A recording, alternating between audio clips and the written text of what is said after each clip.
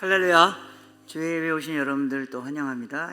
코로나에서 우리가 예배 드리는 게 쉽지 않지만 그래도 우리가 하나님은 시간과 공간을 초월하시는 분이니까요. 우리가 공간을 초월해서 하나님을 예배하는 우리 영으로 하나님께 나아가는 일들이 일어났으면 좋겠습니다. 오늘 읽은 본문 여러분 잘 아시는 본문이죠? 교회 조금 나오셨던 분들은 다 아시는 본문입니다. 많이 들었던 본문이고요.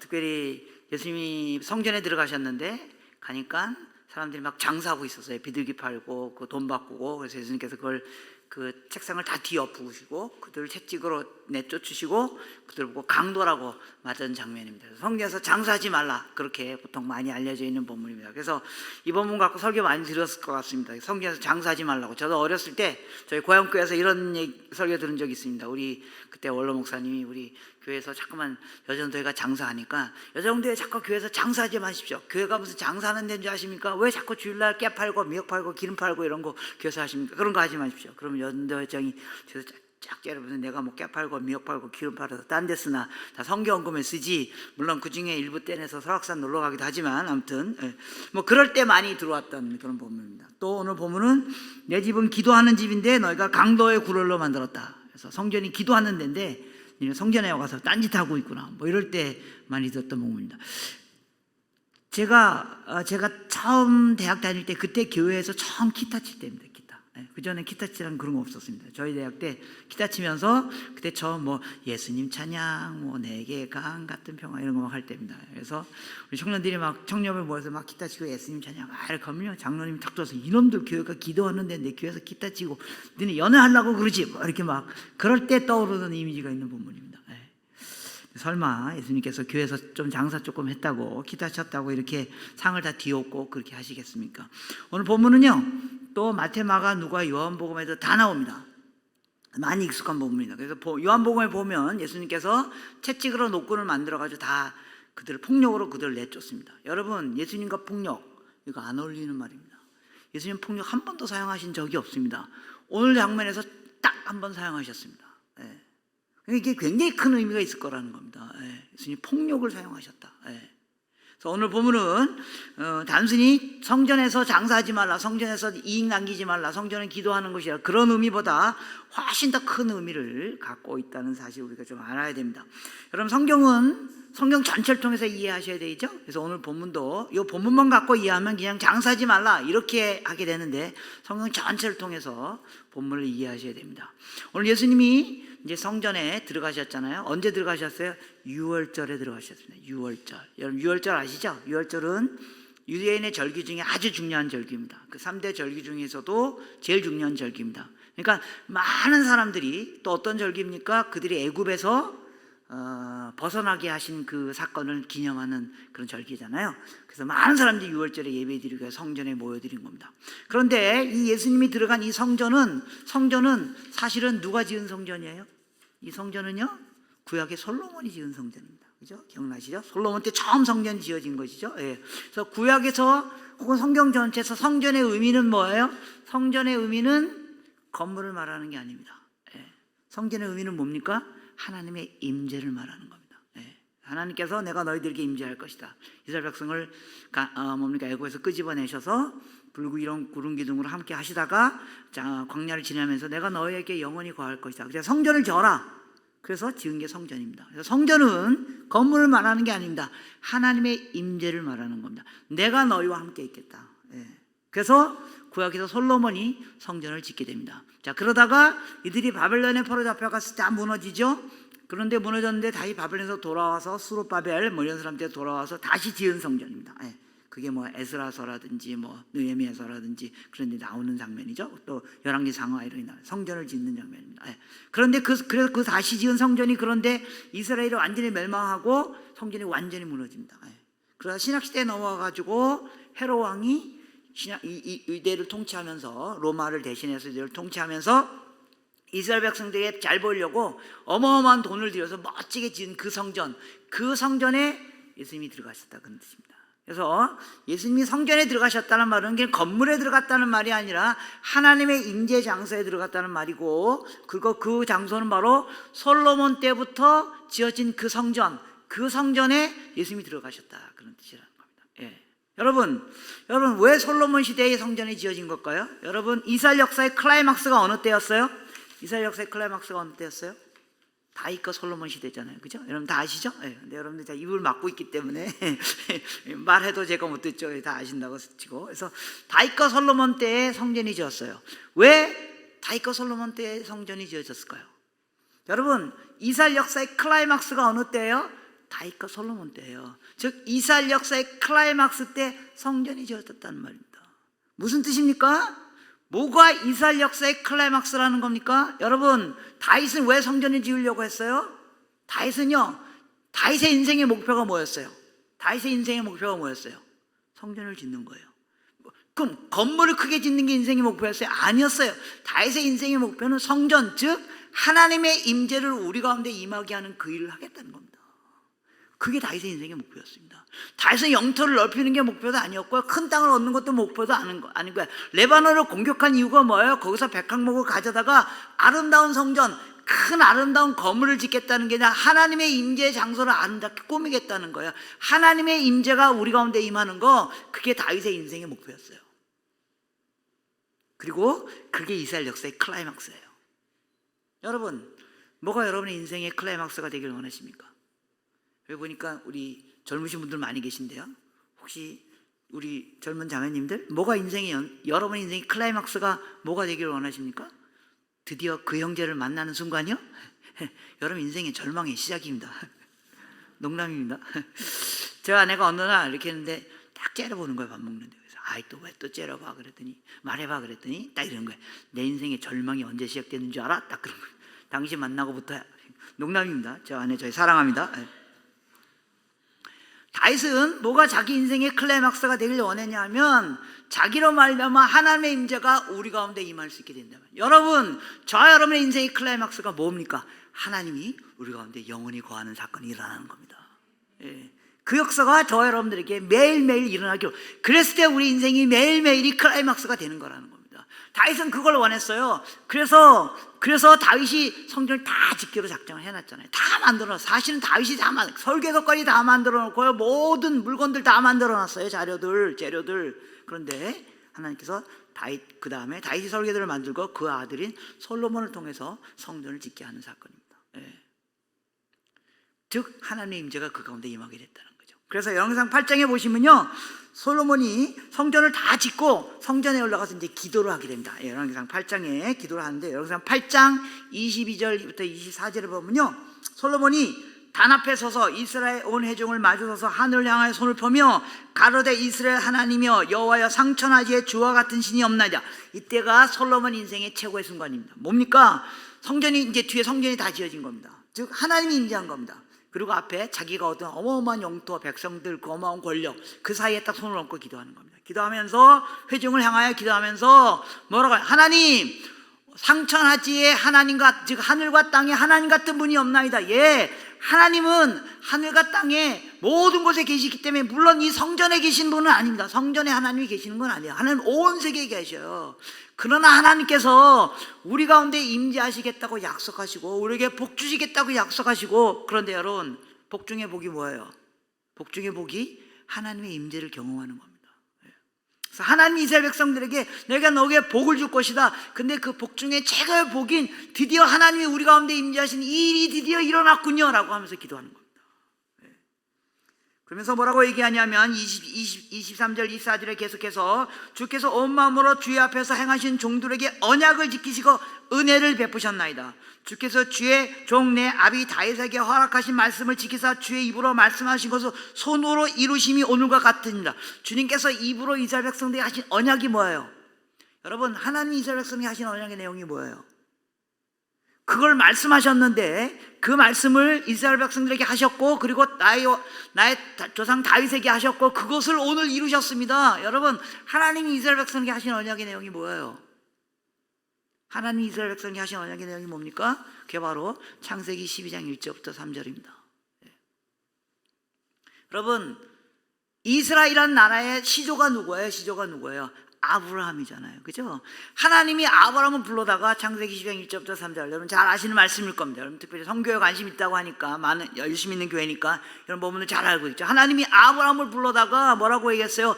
내가 너를 고향과 친척 아베 집을 떠나 내가 보여줄 땅으로 가라. 내가 너를 큰 민족을 이루고, 내가 너를 큰 민족을 이루고, 그래서 이스라엘이라는 나라가 생긴 거예요. 그래서 내가 너로 말미암아 큰 민족이 만들어지게 될 것이다. 그리고 어떻게 했다? 내가 복을 줄 것이다. 이게 언약의 내용이에요. 하나님이 이스라엘 백성들에게 뭘 약속하셨냐면, 그래서 솔로몬이 우리 조상에게 하나님께서 말씀하신 대로 언약으로 말씀하신 대로, 솔로몬의 조상이 누구예요? 아브라함이라고요. 그래서 아브라함 때부터 하나님이 이스라엘 백성에게 끊임없이 말씀하신 내용이 뭐예요? 내가 너로 큰 민족을 이루겠다. 그리고 내게 복을 주어 너의 이름을 창대케 하리니 너는 복이 될지니라. 널 축복한 자를 내가 축복하고 너를 저주한 자를 내가 저주하리니 땅의 모든 족속이 너로 말미암아 복을 얻을 것이라 하신지라. 이게 하나님이 이스라엘 백성에게 하신 언약의 첫 번째 내용이에요. 그래서 그렇게 언약하신 것처럼 우리에게 복을 주셨습니다. 그래서 그 복이 뭐라는 거예요? 우리 가운데 임재하셨습니다. 그래서 성전에 임재하셨습니다. 그런 뜻이라는 거예요. 그런데 이 내용을 잘 들여다보세요. 여러분 창세기 12장 1절부터 3절, 이 본문은요 성경 전체를 아우르는 가장 중요한 본문이에요. 물론 성경이 다 중요하죠. 그런데 성경 전체에서 정말로 중요한 몇 개의 본문들이 있다면 창세기 12장 1절부터 3절에, 물론 창세기 1장 1절 제일 중요하죠. 요한복음 3장 16절도 중요하고요. 그죠?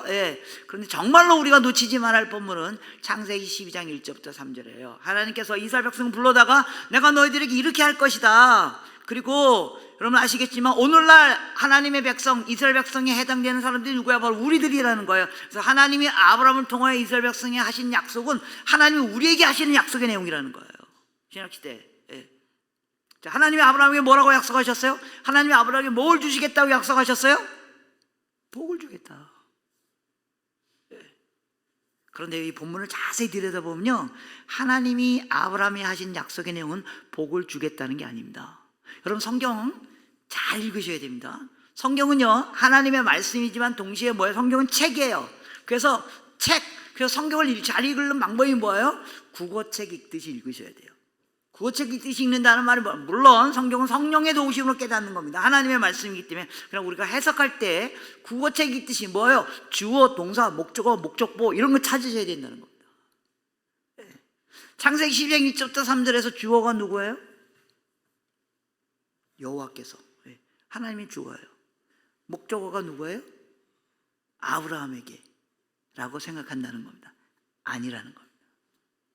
성경 혹시 자세히 뒤로 화면 전체 가서 창세기 12장 1절부터 3절 전체를 다 띄워주시겠습니까? 자, 여호와께서 아브라함에게 뭐라고 말했냐면 너는 고향과 친척과 아버지 집을 떠나 내게 보여줄 땅으로 가라. 내가 너로 큰 민족이고 내가 복을 주어 너희 이름을 창대하게 하리니 너는 복이 될지니라. 너를 축복한 자를 내가 축복하고 너를 저주한 자를 내가 저주하리니 땅의 모든 족속이 너로 말미암아 복을 얻을 것이라. 그래서 여기서 주어는 아브라함이고요 목적어가 뭐예요? 죄송합니다. 주어는 여호와고요 목적어가 아브라함이고 아니고 땅의 모든 족속이라는 겁니다. 하나님이 땅의 모든 족속을 복 주시겠다. 이게 성경의 주제입니다. 성경은 다른 얘기가 아니에요. 하나님이 온 세상을 복 주시겠다고요. 여러분 이거 너무 당연한 일이잖아요. 하나님이 온 세상을 창조하신 분이기 때문에요.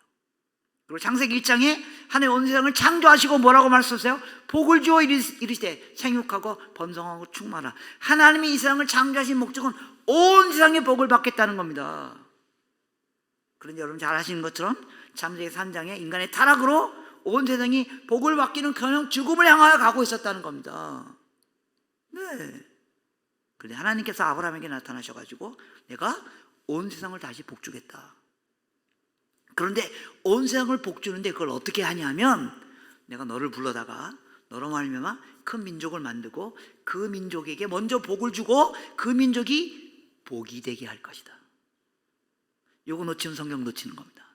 다시 창세기 10장 1절 화면에 띄워주시면요 2절 띄워주십시오. 2절 띄워주시면 내가 너로 큰 민족을 이루고 내게 복을 줘. 문장이 안 끝났습니다. 여러분 성경 읽으실 때 국어책 읽으셔야 돼요. 문장이 어디에서 끝납니까? 내 이름을 창대하게 하리라가 아닙니다. 너는 복이 될지니라는 겁니다. 복이 될지니라. 하나님이 아브라함에게 하신 약속의 내용, 즉 하나님이 이스라엘 백성에게 하신 약속의 내용은 복을 받겠다는 것 정도가 아니라 복이 될 것이다. 이거 옛날 성경에 뭐라고 그래서 복의 통로가 될 것이다. 복의 근원이 될 것이다. 하나님이 아브라함에게 하신 약속의 내용은요, 복을 받겠다는 것 정도가 아니야. 복을 안 받겠다는 말이 아닙니다. 복을 받는다고요. 근데 그게 끝이 아니고 너는 복의 근원이 될 것이다. 복의 통로가 될 것이다. 그게 하나님의 백성이 하신 약속의 내용입니다. 그래서 결과적으로 무슨 일이 일어나겠다는 거예요?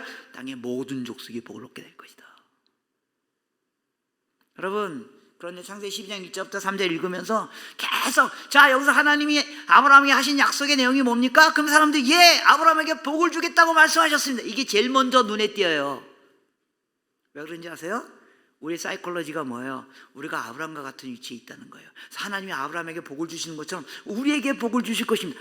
아닙니다. 하나님이 아브라함에게 복을 주는 것 정도가 아니라 하나님은 모든 민족에게 복을 주시는 겁니다.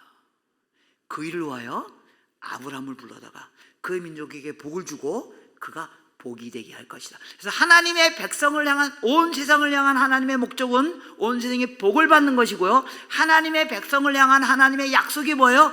복이 되게 할 것이다. 복의 통로가 될 것이다. 이게 약속의 내용이라는 겁니다.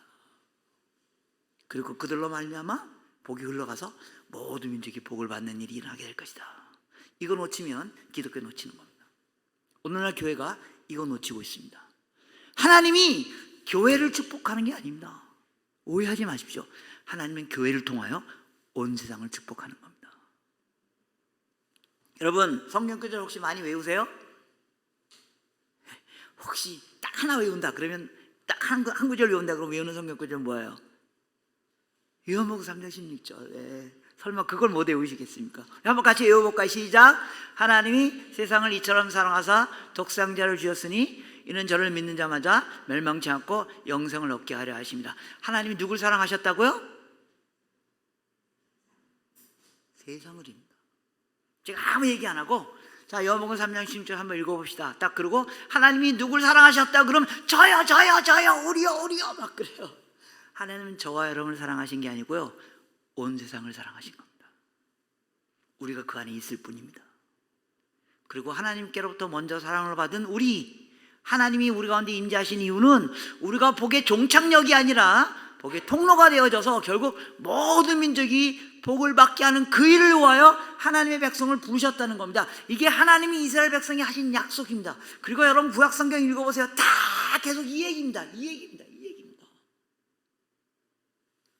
솔로몬이 그걸 알고 있었다는 겁니다. 하나님이 우리에게 약속하신 것처럼 말로 약속하는 것을 오늘 이루셨사오매 성전이 지어졌습니다. 하나님이 아브라함과 이스라엘 백성에게 끊임없이 하셨던 약속, 그리고 그 조상에게, 열조 조상에게 하셨던 약속을 기억하고 있던 솔로몬은 이 성전이 왜 지어졌냐 하면 우리가 복받고 하나님이 우리 가운데 임재하는 것 정도가 아니라 그것이 복의 통로가 되어져서 모든 민족이 복을 받게 하기 위해서 하나님이 우리 가운데 임재하시는군요. 그걸 알아차렸다는 겁니다. 그래서 열왕기상 8장 30절부터 시작하면 이제 솔로몬이 기도를 합니다. 솔로몬, 여러분 나중에 집에 가서 열왕기상 8장을 한번 읽어보시면요, 솔로몬이 성전에 올라가서 기도하는데 크게 아직 올리지 마십시오. 본문만 올리지 마시고 8장 30절 앞부분에 보면 이제 본문이 길어서 제가 말로 합니다. 두 번의 기도를 합니다. 솔로몬이 성전에 올라가서 첫 번째는 뭐예요? 하나님 우리에게 복을 주십시오. 그래서 8장 30절부터 40절에 보면 하나님 우리 가운데 복을 주십시오. 하나님 우리 가운데 임재하셨사오니 하나님 우리 가운데 복을 주십시오 라고 기도하면서 하나님 우리 가운데 지진이 있습니다. 우리 가운데 기근이 있습니다. 우리 가운데 재앙이 있습니다. 혹은 우리의 성읍이 적군들에 의해서 둘러싸였습니다. 여러분, 구약성경에서 성읍이란 말의 의미가 뭐예요? 가장 안전한 지대, 그런 뜻입니다. 내가 생각하는 가장 안전한 지대가 지금 위협받고 있습니다. 여러분 혹시 그러세요? 여러분이 생각하는 가장 안전한 것이 지금 위협받고 있습니까? 그게 가정입니까? 여러분 갖고 있는 재정입니까? 여러분의 정체성입니까? 아니면 직업입니까? 위협받고 있죠. 예, 기도해야 됩니다. 하나님, 내가 가장 안전하게 생각하는 것이 위협받고 있습니다. 재앙이 있습니다. 우리 가운데 죄악이 있습니다. 하나님 용서하여 주십시오. 기도하셔야 됩니다. 예. 하나님 우리에게 복을 주시겠다고 말씀하셨기 때문에요. 솔로몬이 그렇게 기도합니다. 하나님 도와주십시오. 그래서 우리가 손을 펴고 무슨 기도나 무슨 간구를 하거든 39절 하나님께서 보고 들으시고 우리의 죄를 용서해 주시면 우리가 이 땅에 사는 동안 하나님을 영원히 경외하겠나이다. 라고 40절까지 기도합니다. 하나님 우리에게 복을 주시옵소서. 예, 여러분 주일날 성전에 와서 혹은 매일매일 하나님 앞에 말씀 묵상으로 나갈 때, 하나님 임재를 느낄 때, 하나님 함께 계심을 느낄 때 하나님 도와주시옵소서 그 기도하셔야 됩니다. 예, 우리 하나님 도움 없이는 살 수 없는 존재들이기 때문에요. 그런데 솔로몬의 기도가 거기서 끝났다면 솔로몬은 하나님을 잘 모르는 사람이었어요. 솔로몬은 하나님을 정확히 알고 있었어요. 왜 우리에게 복을 주시는지, 왜 우리 가운데 임재하시는지, 왜 우리에게 성전을 지으시는지. 왜냐하면 우리를 통하여 모든 민족이 복을 받는 일이 일어나게 하기 와요. 그래서 열왕기상 8장 41절에 두 번째 기도를 합니다. 이 기도를 우리가 놓치면 안 됩니다. 또란 말은, 하나님 제가 기도 제목 하나 더 있습니다. 사실은 이거 이루시려고 하나님 우리의 기도를 들어주시고 그러기 위해서 우리 가운데 임재하시는 거죠 라고 하면서, 또 주의 백성 이스라엘에 속하지 아니한 자 곧 주의 이름을 먼 지방에서 온 이방인들이 할지라도 주의 크신 이름과 주의 능한 손과 주의 펴신팔의 소문을 듣고 와서 이 전을 향하여 기도하거든 주는 계신 거 하늘에서 들으사 무릇 이방인이 주께 부르짖는 대로 이루사 땅의 만민이 주의 이름을 알고 주의 백성 이스라엘처럼 경외하게 하옵소서. 내가 건축한 이 전을 주의 이름으로 일컫는 줄 알게 하옵소서. 무슨 말이에요? 예, 하나님 이 성전을 건축한 이유는, 하나님이 우리 가운데 임재한 이유는, 첫 번째 우리에게 복을 주시는 거죠. 두 번째 그 정도가 아니라 우리를 통하여, 이 성전을 통하여, 하나님이 우리 가운데 임재하신 것을 통하여 저 먼 데 있는 이방인들이라 할지라도 하나님에 관한 소문을 듣고 이 성전에 와서 기도하면 하나님 그들도 용서해 주사 그들도 우리처럼 하나님을 예배하는 자가 되게 하여 주시옵소서. 이사야서의 성전은 만민이 기도하는 집입니다. 성전은, 즉 하나님의 임재는, 즉 하나님이 우리와 함께 하시는 이유는, 즉 교회는 만민이 기도하는 것이라고요. 교회는 교회를 위해 존재하는 것이 아닙니다. 제가 이 설교 본문을 정해놓고 이제 며칠 전에 여러분 교회 이렇게 좀 이렇게 살펴봤거든요. 아, 설교 본문을 잘못 정했다 이렇게 생각했습니다. 제가 지금 한 설교를 여러분 들으면서 원래 우리 교회 그런데 이렇게 말씀하시겠죠, 그죠? 원래 우리 교회는 그것 때문에 만들어졌는데, 예, 그게 교회입니다. 교회는 교회를 위하여 존재하지 않고 교회는 모든 민족을 위하여 존재하는 공동체입니다. 하나님이 우리 가운데 임재하는 이유는 우리 가운데 복을 주시는 것 정도가 아니라 우리가 복의 통로가 되어져서 이 복이 모든 민족을 알게 하고, 그게 성전이고 그 성전에 예수님이 들어가셨다는 겁니다. 그래서요, 열왕기상 8장 10절에 열왕기상 8장 41절에 하나님 땅에 있는 적 땅끝에 있는 이방인들이라도 이 성전을 향하여 기도하면 하나님 그들도 복을 받는 자가 되게 하십시오라고 솔로몬이 기도했잖아요. 그러면 하나님이 그 솔로몬의 기도를 들으실까요, 안 들으실까요? 들으시죠. 그래서 무슨 일이 일어났다는 겁니까?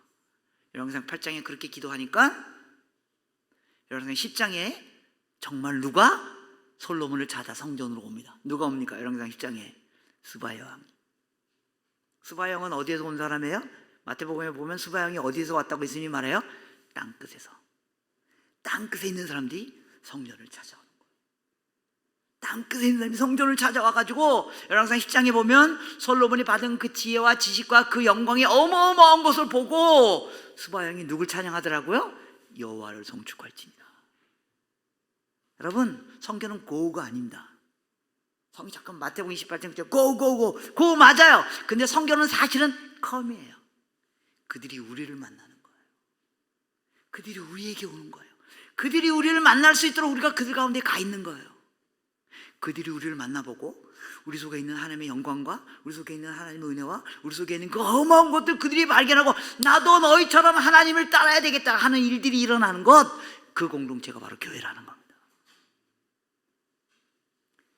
그렇게 지어진 그 성전에, 그렇게 지어진 그 성전에 예수님이 들어갔다는 거예요. 이제 이해가 되시니까? 네, 들어갔더니 무슨 일이 일어났다는 거예요? 성전에 누가 모여가지고 막 예배 드리고 자기네끼리 예배 잘 드리려고 비둘기 팔고 그런 일들이 일어났다는 거예요. 유대인들끼리만. 여러분, 당시 신학시대 유월절에는요, 그 유대인들이 다 모이는 날이에요. 그리고 당시 기록에 보면요, 한 70만 명의 유대인들이 모인대요, 6월절날. 근데 성전은 그렇게 크지 않거든요. 그런데 유대인들이 다 모이기 때문에 그때는 예루살렘 근처에 사는 유대인들만 있는 게 아니라 좀 멀리 사는 유대인들도 다 오는 거예요. 왜 성전에 비둘기 파는 일이 일어나는 줄 아십니까? 예를 들면 예루살렘 근처에 사는 유대인들은요, 아침에 6월절 아침에 일어나서 자기가 1년 동안 키웠던 비둘기 중에 제일 예쁜 잘생긴 비둘기, 깨끗한 비둘기를 들고 성전에 오면 돼요. 근데 그때는 저 100km, 200km, 300km 멀리 떨어져 있는 유대인들 다 성전에 오는 거거든요. 근데 그들이 300km 떨어진 성전에 오기 위해서 어떻게 해야 돼요? 그 당시는 걸어가는 시대잖아요. 그래서 300km 걸려면 최소한 한 3, 4주 전에 떠나야 돼요. 그래서 3, 4주 전에 지난 1년 동안 키웠던 전 비둘기를 들고 3주 동안 걸어오는 거예요. 걸어오는 동안에 무슨 일이 생긴 거예요? 이 비둘기가 털 다 빠지고 눈깔 다 돌아가고 새까만 예물이 된다는 거예요. 그걸 주님께 드릴 수 없다는 겁니다. 그래서 이제 어떻게 했냐면 성전 안에 들어와가지고 성전 지성소 제일 가까운 데서 비둘기를 사가지고 그 좋은 비둘기를 드리게 하기 위해서 성전 안에 비둘기 파는 것이 있었던 거예요. 장사하려고 그랬던 거 아니에요. 이거 여러분 성경을 그냥 대충 읽고 그냥 장사 아닙니다. 그래서 돈 내게 먹은 사람도 있었겠죠. 그냥 원래 의도는 그 멀리에서 온 유대인들이 좋은 예물을 주님께 드리게 하기 위해서 성전 안에 비둘기 파는 사람이 있었던 겁니다. 저희 어머니는요, 이전에 시장에서 장사하셨던 분입니다. 장사하다 보면 돈이 막 왔다 갔다, 옛날에는 돈으로 그죠, 왔다 갔다 하지 않습니다. 빳빳한 1,000원짜리만 들어오면 그게 성경책 사이로 들어갑니다. 예. 그때가 주일날 뭐요 이래가지고 그 빳빳한 1,000원짜리 중에서 제일 빳빳한 거 나눠주면서 요거 갖고 헌금해. 좋은 거예요, 나쁜 거예요? 좋은 거예요. 유대인들이 깨끗한 예물로 비둘기를 드리려고 하는 게, 비둘기로 예물을 드리는 게 나쁜 거 아니에요. 좋은 거예요. 근데 왜 예수님께서 상을 다 뒤엎었냐 이거예요. 이 성전은 너희들만 예배 드리는 것이 아니라는 겁니다. 솔로몬 때부터 이 성전은 이방인들도 와서 예배 드리도록 만들어진 게 성전이에요. 그래서 여러분, 성전에 가면 어떻게 돼 있어요? 성전 가보셨어요? 이스라엘 가보셨어요? 안 가보셨죠? 저도 안 가봤습니다. 괜찮습니다. 그림에 보니까 어떻게 되냐면 성전 이렇게 성벽이 딱 있잖아요. 그 안에 들어가면 성소 지성소가 있어요. 그래서 유대인들은 거기 들어가서 성소 지성소에 대제사장이 대표로 들어가서 예물을 드리는 거예요. 성소 지성소 앞에 큰 뜰이 있어요. 그 뜰의 이름이 뭔지 아세요? 이방인의 뜰이에요. 성전은 처음부터 이방인들도 예배 드리도록 만들어진 곳이에요. 이게 성전의 의미예요. 그 성전에 들어갔더니 유대인들이 자기네끼리 예배 잘 드리려고 비둘기 팔고 돈 좀 바꾸고, 이게 예수님의 분노의 이유예요. 여러분, 오늘날 구약시대 성전에 해당되는 공간이 어려요. 교회예요. 우리 교회는 우리끼리 예배 드리는 것이 아니에요. 우리 교회는 모든 민족과 열방과 나라들이 주를 예배하고 찬양하게 하기 위해서 존재하는 이유예요. 아마 계속 얘기했지만 제가 설교 본문을 잘못 정한 것 같은데 여러분 교회 아마 그렇게 하고 있는 걸 같아요. 예. 그래서 성전의 일부가 유대인 이방인들을 위해 따로 떼어놨다는 겁니다. 여러분 주말에 가족들하고 외식 가자. 그래서 갔어요. 식당에 딱 갔더니 꽉 찼어요. 보니까 저기 자리가 한 3개 딱 남아있어요. 저기 앉아야 되겠다. 가서 앉으려고 딱 봤더니 거기 뭐라고 써 있어요? 예약석. 앉아요, 못 앉아요? 못 앉습니다. 성전은, 교회는 우리가 갖고 있는 시간과 재정과 에너지의 일부는 반드시 이방인들 외에 따로 떼어져 있어요. 그거 우리가 예배 잘 드리기 위해서, 그거 우리가 좋은 건물 얻기 위해서, 그거 우리가 찬양팀 더 좋은 밴드 싸기 위해서 써도 도둑놈이라는 겁니다. 성경이 그 얘기를 하는 겁니다. 이게 예수님의 분노의 이유입니다. 한 건 더 나가서, 계속 얘기지만 여러분 교회는 특별히 이 설교 할 필요 없네요. 여러분들 교회 잘은 모르지만 지금 시작한 지 얼마 안 되는 교회지만 처음부터 교회 재정의 많은 부분들, 교회의 어떤 영역의 에너지의 많은 부분들을 이방인들이 하나님을 우리처럼 예배드리게 하는데 사용하고 있는 것들을 제가 잠시 이렇게 보면서도 이렇게 관찰이 되네요. 이렇게 두리번 걸어 보니까 그게 교회입니다. 교회는 교회를 위하여 존재하는 공간이 아닙니다. 한 걸음 더 나가서 오늘날 어디가 성전입니까? 어디가 성전이에요? 우리가 성전입니다. 여러분 인생이 정말로 하나님의 임재 인생이 되기를 원하십니까? 정말로 하나님이 함께하는 인생이 되기를 원하십니까? 그러면 하나님이 여러분이 허락했던 시간과 재정과 에너지의 일부가, 여러분의 인생의 일부가 이방인들을 위해 사용되어져야만 합니다. 그래야지만 우리가 하나님의 성전입니다. 제가 여러분 교회가 선교 열심히 하는 교회이기 때문에 교회가 선교 열심히 하는 것은 더 이상 하지 않아도 될 것 같고, 제가 한 걸음 더 나가서 도전하길 원합니다. 여러분도 선교하셔야 됩니다. 여러분 교회만 선교하는 게 아니고 여러분 내 교회가 선교하는 게 뭐 내가 선교하는 거지 아닐 수 있다는 겁니다. 내가 교회 헌금 내니까 그냥 그거 갖고 교회가 선교하니까 뭐 목사님이나 뭐 여기 사역자들이 알아서 하니까 우리가 보낸 선교사들이 선교 열심히 하니까 우리 청년들이 선교팀 가니까 잘하는 것보다 아니라고요. 나도 선교해야만 합니다. 근데 놀라운 하나님의 은혜는 이제는 우리 모두가 선교할 수 있는 시대에 와 있다는 겁니다. 이제는요 선교사들만 선교했어요. 우리 선교사들 보내고 나머지 성도들은 열심히 기도하고 헌금하고 아니에요. 근데 지금은 뭐예요? 그 복음을 한 번도 들어보지 못한 사람들이 어디에 있어요? 우리 옆에 와 있습니다. 여러분 이 건물 옆에 인도 식당이 있는 거 아시죠?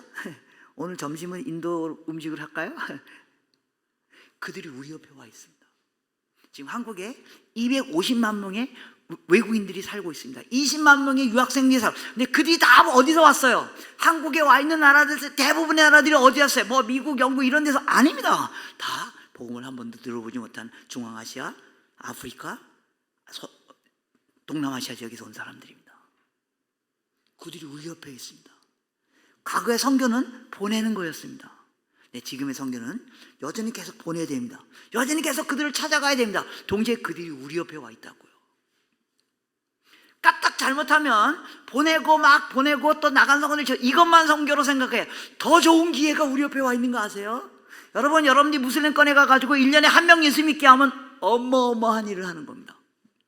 한국에 와 있는 무슬림권에서 온 외국인 노동자들, 근로자들, 유학생들, 여러분 1년에 10명도 복음을 전할 수 있습니다. 작년 재작년에 제주도에 예멘 사람도 500명 도착했죠? 그 때문에 한국 교회가 난리가 난 거 아세요? 아니 저 어떻게 무슬림들 저 테러리스트 저놈들 저렇게 어떻게 왔냐 그래가지고 한국 교회가 난리가 났습니다. 화가 나가지고 저놈들 테러리스트를 내보내라, 무슬림들 내보내라. 여러분 예멘에는요 지금 제대로 된 교회가 하나도 없습니다. 우리가 선교사 많이 보냈는데요 교회가 만들어진 게 없습니다. 다 철수했습니다. 그들이 500명이 여기 와 있다고요. 여러분 외국에서 살아보신 적 있으시죠? 혹은 여행을 보신 적 있으시죠? 나그네로 있을 때가 가장 복음의 문이 열려있는 때입니다. 여러분 무슬림권 조금 전에 얘기한 것처럼 무슬림 나라 가서 여러분들이 두려워서 감히 입을 열지도 못하잖아요. 복음 전하기 너무 어렵죠. 근데 그 무슬림들이 여기 어마어마하게 지금 한국의 무슬림들이 20만 명이 넘어섭니다. 이거 갖고 또 교회가 막 짜증내요. 아니 저 무슬림들 테러리스트들 나쁜 놈들 저것들 또 왔구나. 저것들 내보내라. 여러분 그들이 여기 테러하러 왔어요? 그들 중에 일부 그런 사람도 있겠죠. 무슬림 선포하러 온 사람도 있겠죠. 일부 있겠죠. 대다수는 왜 왔어요? 그냥 살려고 온 거예요. 우리가 오라 그래서 온 겁니다. 우리가 한국에 더 이상 외국인 근로자들 없으면 한국 사회가 무너지는 거 아세요? 예. 여러분 코로나 때문에 외국인들이 안 들어오니까 여러분 신문 보셨어요? 농촌에서 난리가 난 거 아세요? 농사해 줄 사람이 없대요. 지금 농촌에 어려운 일 다 외국인 근로자들이 하고 있어요. 300만 원씩 줘도 외국인 근로자를 구할 수가 없어요. 하나님 우리에게 어마어마한 기회를 주시는 겁니다. 이런 거 놓치시면 안 됩니다. 여러분 이 동네 사세요? 이 동네 사시는지 안 사시는지 잘 모르겠지만 여러분 이 동네 혹시 낮에 와보세요. 와보세요. 외국인들이 얼마나 다니는 줄 아십니까? 저 이태원에 가보세요. 뭐 그런데 갈 필요 없어요. 바로 여러분 옆집에 다문화 가정들, 네.